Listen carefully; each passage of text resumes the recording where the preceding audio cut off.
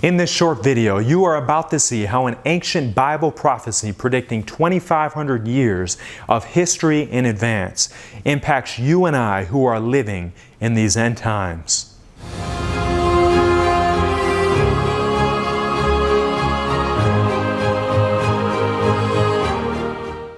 Hi everyone, I'm Dustin. This is Hope Through Prophecy. The book of Daniel was written in the 6th century BC.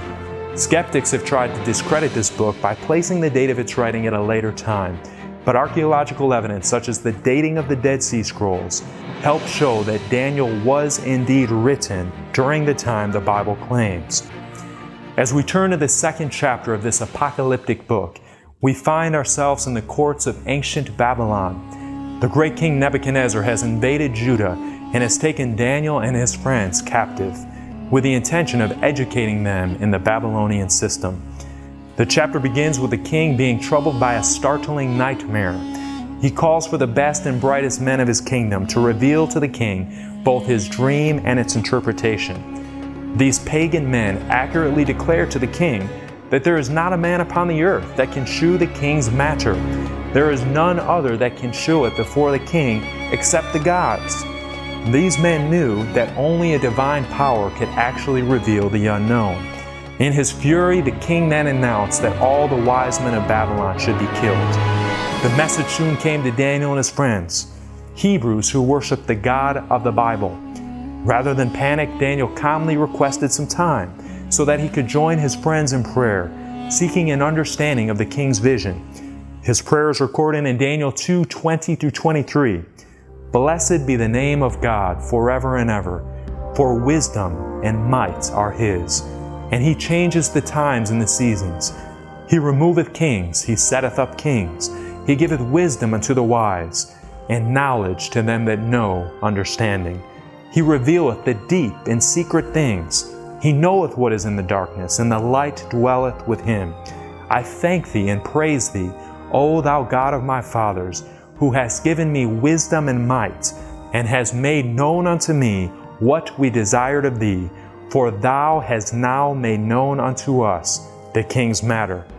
God had revealed the king's dream to Daniel. Daniel is then quickly whisked into the king's presence. The king eagerly asked Daniel, "Are you able to reveal the dream to me?" Daniel responds with great wisdom.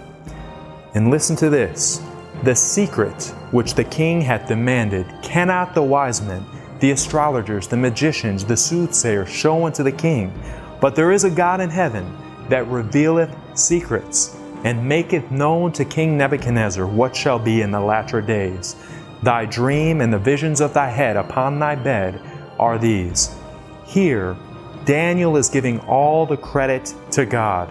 He is also showing the difference between the true God of the Bible and the other false religions which claim to know the truth.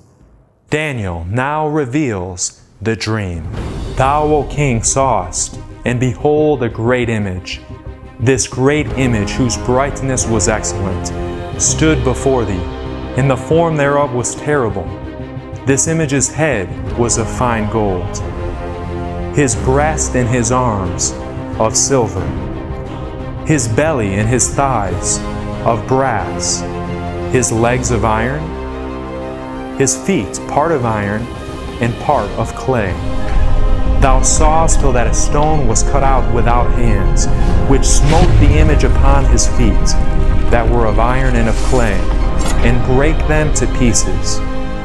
Then was the iron, the clay, the brass, the silver, and the gold broken to pieces together. And the stone that smote the image became a great mountain and filled the whole earth.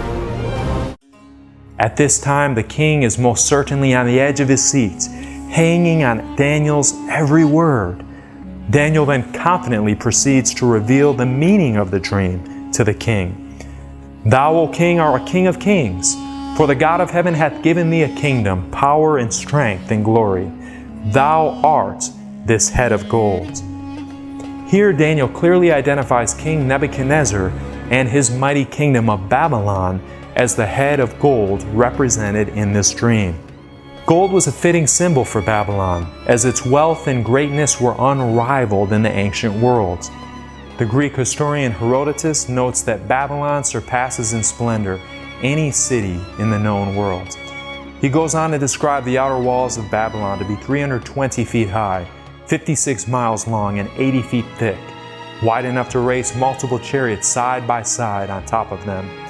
Babylon could also boast of the Hanging Gardens, one of the 7 wonders of the ancient world. However, much to the king's dismay, his kingdom would not last forever. Daniel 2:39 reads, "And after thee shall arise another kingdom inferior to thee." The history books are clear that sure enough, Babylon would be overtaken. The Medo-Persian Empire would become the next great world power. Before Medo-Persia would come to power, the Bible identifies this kingdom by name. Daniel 8:20 specifically states the kings of Media and Persia. The Persian army, led by Cyrus the Great, conquered Babylon in 539 BC. Silver was a fitting metal for this kingdom, as Medo-Persia was inferior to Babylon and used silver as a primary mode of currency. Daniel continues to boldly reveal the king's dream by describing the third metal, and another third kingdom of brass, which shall bear rule over all the earth. Historians agree that this next kingdom, led by Alexander the Great, is none other than the kingdom of Greece. The Bible once again accurately predicted this kingdom by name centuries before it rose to power. Daniel 8:21 mentions the king of Grecia as being the king who would conquer Medo-Persia. Daniel next addresses the legs of iron. "And the fourth kingdom should be strong as iron. For as much as iron breaketh in pieces and subdueth all things, and as iron that breaketh all these shall it break in pieces and bruise." A more fitting description cannot be given for the next kingdom, the powerful empire of Rome. Known for their dominant army and brutal power, Rome has been given the fitting nickname the Iron Monarchy. This empire, described in the New Testament of the Bible, ruled during the time of Christ. Roman soldiers whipped Jesus with an iron cat of 9 tails, drove iron nails into his innocent hands, and pierced his side with an iron spear. So far, God has revealed the rise and fall of 4 powerful world empires. The history books confirm the accuracy of this amazing prophecy. But Daniel is not finished. He goes on to describe the feet of this great image, and with incredible detail reveals their historical significance. "And whereas thou sawest the feet and toes, part of potter's clay and part of iron, the kingdom shall be divided. And as the toes of the feet were part of iron and part of clay, so the kingdom shall be partly strong and partly broken. And whereas thou sawest iron mixed with miry clay, they shall mingle themselves with the seed of men, but they shall not cleave one to another, even as iron is not mixed with clay."